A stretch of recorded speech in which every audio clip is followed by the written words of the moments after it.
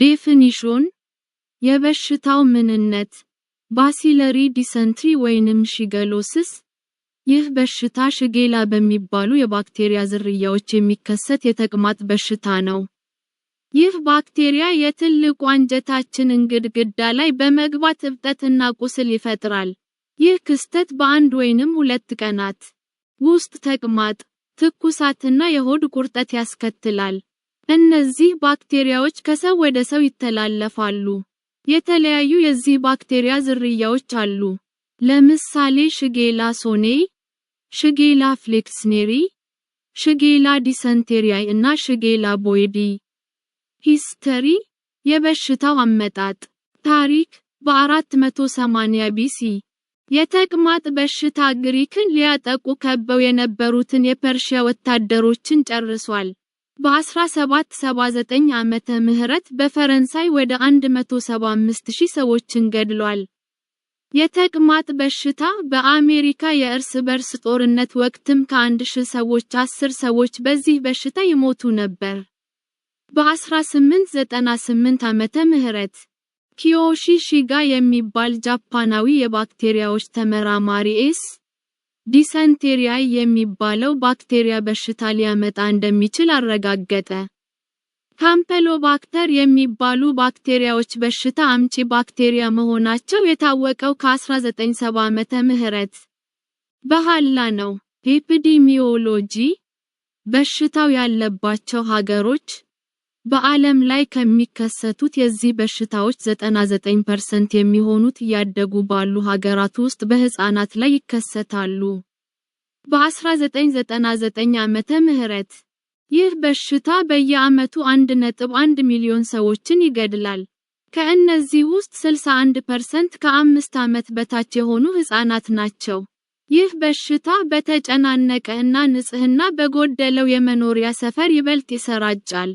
ጨቅላዎች፣ የእናት ጡት ያልጠቡ ህፃናት፣ ሚዘልስ ከሚባለው በሽታ እያገገሙ ያሉ ህፃናት፣ የተመጣጠነ ምግብ የማይመገቡ ህፃናትና ከ50 ዓመት በላይ የሆናቸው ሰዎች ይህ በሽታ ሊጸናባቸውና እስከ ሞት ሊያደርሳቸው ይችላል።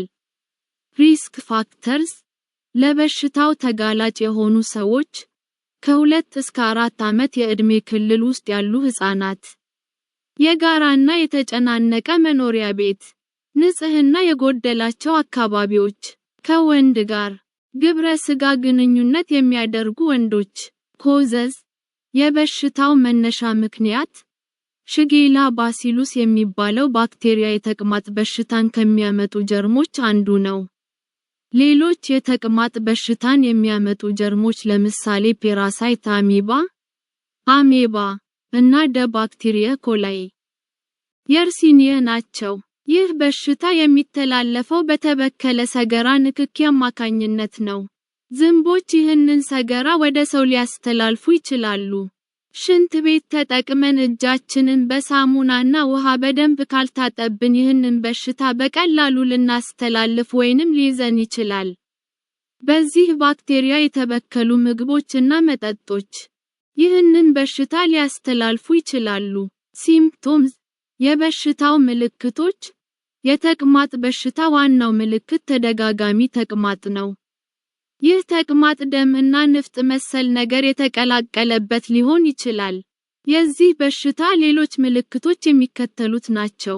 ድንገተኛ የሆነ ከፍተኛ ትኩሳትና ብርድ ማለት፣ የሆድ ህመም፣ የሆድ ቁርጠትና መነፋት፣ ፈስ መኖር፣ ቶሎ ሽንት ቤት ለመሄድ መጣደፍ፣ የምግብ ፍላጎት መቀነስ፣ የክብደት መቀነስ፣ ራስ ምታት፣ ድካም፣ ማስታወክ፣ ሰውነታችን ውስጥ ያለው ፈሳሽ እያለቀ መሄድ።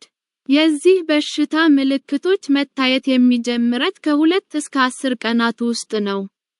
በህፃናት ላይ ይህ በሽታ የሚጀምረው በትኩሳት፣ ማቅለሽለሽ፣ ማስታወክ፣ የሆድ ቁርጠትና ተቅማጥ ነው።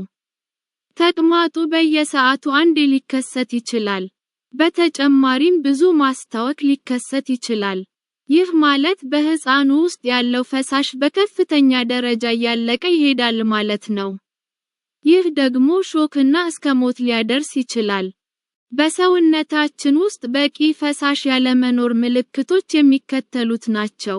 የአፍ በጣም ደረቅ መሆን፣ የጎደጎዱ አይኖች መኖር፣ የቆዳ መልክ መቀየር፣ ሕፃናት ውሃ ይጠማቸዋል፣ እረፍት የለሽ ይሆናሉ፣ ነጭናጫና ከፍተኛ ድካም ይታይባቸዋል።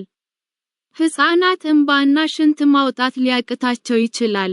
ሽንታቸው በጣም የጠቆረ ይሆናል። ከዚህ በሽታ ጋር ተያይዘው የሚመጡ ውስብስብ የጤና ችግሮች የሚከተሉት ናቸው። በሰውነታችን ውስጥ ያለው ፈሳሽ በከፍተኛ ደረጃ እያለቀ መሄድ እና ኤሌክትሮላይት ዲስተርባንስ በሕፃናት ላይ፣ በአዛውንቶች ላይ፣ የበሽታ መከላከል አቅማቸው የደከመ ሰዎችና እርጉዝ ሴቶች ላይ እስከ ሞት የሚያደርስ ውስብስብ የጤና ችግር ሊያመጣ ይችላል። ባክቴሪሚያ፣ ባክቴሪያዎች ደም ውስጥ መኖር የሚባለው በሽታ የተመጣጠነ ምግብ በማይመገቡ ሕፃናት ላይ ሊከሰት ይችላል። ይህ ደግሞ ገዳይ በሽታ ነው። ሲዠርስ፣ ቁጥጥር አልባ የሰውነት መርገፍገፍ ሊከሰት ይችላል። በተለይ ደግሞ ትኩሳት ካለ